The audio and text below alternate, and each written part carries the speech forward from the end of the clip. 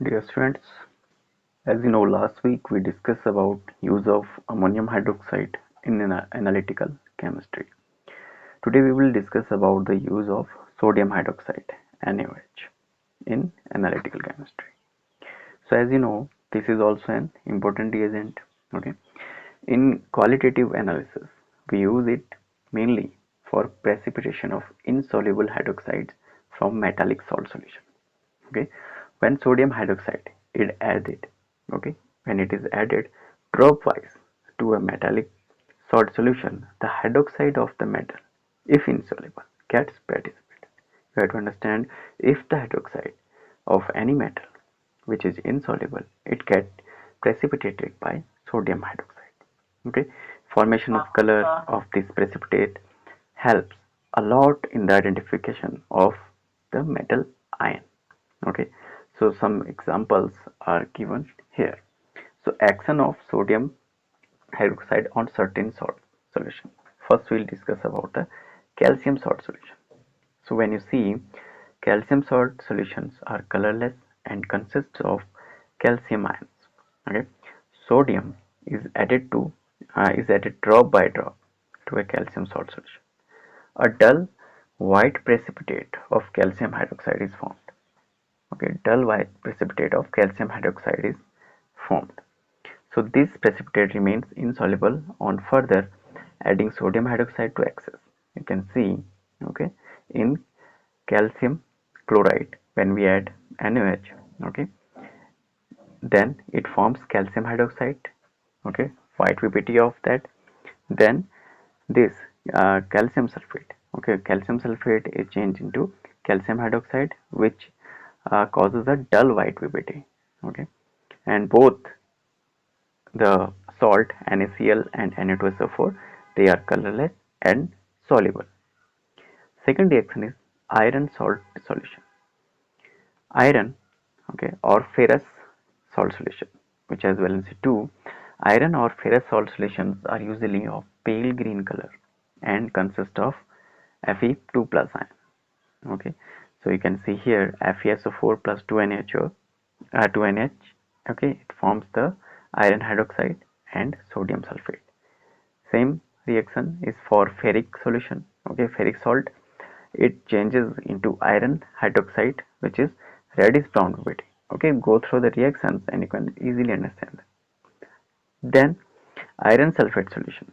Okay, in excess, it is changed into the reddish brown PPT of iron hydroxide. Lead, if we talk about lead salt solution, okay, so these are changes into lead hydroxide, white PPT, and sodium plumbite, okay, which is colorless and soluble complex when we add it in excess of NaOH in it. You can see this reaction.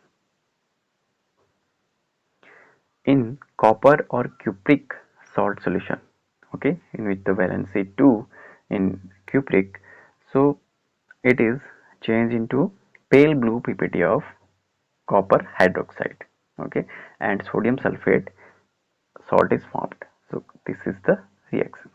Okay, I'm just sharing with you reactions mainly because what happened in exam is asking what happened, and reaction you have to understand. Zinc salt solution are colorless and consist of zinc ions. Okay, when sodium hydroxide is added dropwise to zinc salt solution, a white gelatin precipitate of zinc hydroxide is obtained. Same as like this. Okay, when in excess amount is added of this NaOH, zinc hydroxide, it changes into sodium zincate Na2ZnO2. Okay, you have to understand its formula Na2ZnO2, sometime asked in exam. Okay, the formula of sodium zincate. So this is colorless solution. So you have to understand mainly two things. Okay, whenever we are talking about ammonium hydroxide or sodium hydroxide, when they added dropwise, okay, drop to excess amount, okay, and in normal amount. So two types of reaction it will be given every time. So action of NaOH on certain salt solution. Okay, this is very important table for your concern. Okay, so calcium and present calcium ion color, you have to kept in your mind the color. Okay, it will be colorless and precipitate formed calcium hydroxide, color of precipitate dull white. Okay, solubility of ppt in precipitate in excess of NaOH insoluble. Okay, complex formed and it's colored. Okay, complex is formed by only sodium plumbite and sodium zincate. Two complexes are formed in every reaction. Okay, all those in 5 reactions which we were read till now. Okay, reactions are same here, so you can see them. So main thing what you have to understand in this, okay, calcium and iron. Okay, iron, when we talk about ferrous salt, it is pale green in color, ferric is pale yellow in color. Okay, lead is colorless, and cupric, okay, when its valency is 2, it's blue in color. Okay, so understood that. And zinc is colorless. So these are the things which you have to remind. Now we will understand about the action of caustic alkalis on certain metals. Okay, we understood about now NaOH, as you know, caustic soda, and KOH, caustic potash. Okay, so action of caustic alkalis on certain metals. First we read in action of zinc, action on zinc. Okay, so hot and concentrated caustic alkalis react with zinc to form corresponding zincates with the evolution of hydrogen gas. When you read about the discovery of hydrogen in previous classes, you also read this equation. Okay, so zincates are colorless and soluble in water. Thus, zinc dissolve in hot and concentrated caustic alkalis to form colorless solution of zincates. Okay, go through the reactions. If you understand the reaction, you can write by your own. Okay, it's not necessary that you have to write exact about whatever write in your book. Okay, so just understand that reaction, what happened in this reaction, you have to write that. Okay, zinc, sodium hydroxide, it should be hot and concentrated. Okay, these things you have to must mention in exam. Na2ZnO2, okay, sodium zincate is formed and hydrogen gas is liberated here. Okay, liberation of gas also shown. Many students are forget, but you have to shown every time. Zinc, KOH, same thing. Okay, it forms K2ZnO2, potassium zincate, and hydrogen gas is liberated here. Then what is their action on aluminium? Okay, aluminium react with boiling caustic alkalis to form corresponding their corresponding aluminate. So same thing. Okay, reactions are here: 2Al plus NaOH plus 2H2. Okay, here now water, we needed water also in excess amount. Okay, so it forms sodium aluminate, which is colorless, and potassium hydroxide. Okay, it forms the potassium aluminate, which is colorless. Okay, color also kept in your mind. Then let slowly dissolves in hot and concentrated caustic alkalis. This question can be asked in exam. Okay, so lead is very slowly dissolves and it should be hot and concentrated alkalis should be. Okay, so it forms its plumbite.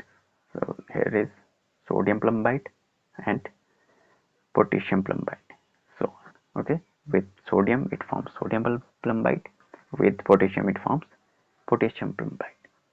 Then action of caustic alkalis on certain metal oxide and hydroxide. Okay, now we understand uh, actions of NaOH and QH on oxides. First we understand about their reaction on basic metal oxides. So oxides and hydroxide of most of the metal are basic in nature and react only with acids to form salts. So Na2O, when react with acid, okay, they form NaCl and H2. Simple reaction are there. Okay, because as you know, most of the metals, the hydroxide of metals are basic in nature. Okay, and non-metals are acidic in nature. You have to understand these things. Then amphoteric oxides and hydroxides. However, oxides and hydroxides of certain metal exhibit both basic and acidic character and react with both acids and alkalis to form salts. Such oxides and hydroxides showing a dual character, that is, both basic and acidic character, are said to be amphoteric in nature. Okay, so you have to understand that some oxide and hydroxide of some metals, okay, they show both character, is basic and acidic. So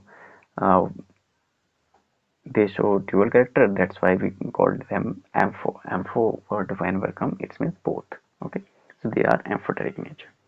So example there, an amphoteric oxide or hydroxide react with both acids and alkalis to form salts. Okay, zinc oxide is an amphoteric oxide. So its reaction also given here. Zinc oxide plus HCl, it forms zinc chloride. Okay, zinc oxide when it reacts with NaOH, it forms sodium zincate. So both type of reaction it will be shown. Zinc hydroxide also in amphoteric hydroxide. Okay, it reacts with acid as well as base. Okay, to form zinc chloride and sodium zincate. So the oxides and hydroxide of certain metal like zinc, aluminum, lead, tin, etc. are amphoteric in nature. Sometimes question also asked, so you have to keep in mind that these are the metals which are amphoteric in nature. Okay, zinc, aluminum, lead, tin, mainly you have to understand that. The next one on hydroxide, oxide and hydroxide of zinc. Okay, the oxide and hydroxide of zinc dissolve in caustic alkalis to form colorless and soluble salts called zincates. Okay, simple definition is there. We many times discuss earlier reactions also. So zinc oxide react with sodium hydroxide, it forms sodium zincate. React with potassium hydroxide, okay, it forms potassium zincate. Okay, we already discussed when we read about the uses of NaOH.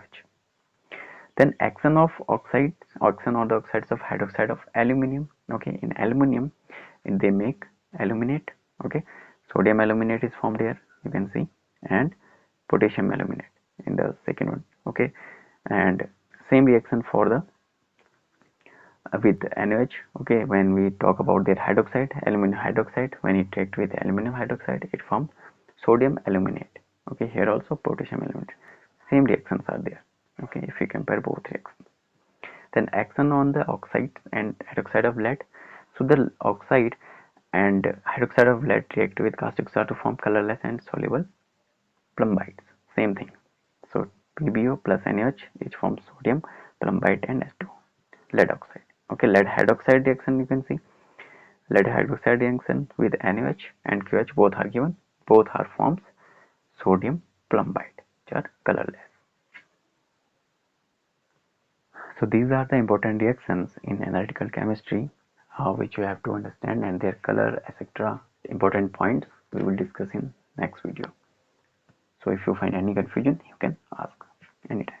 Thank you.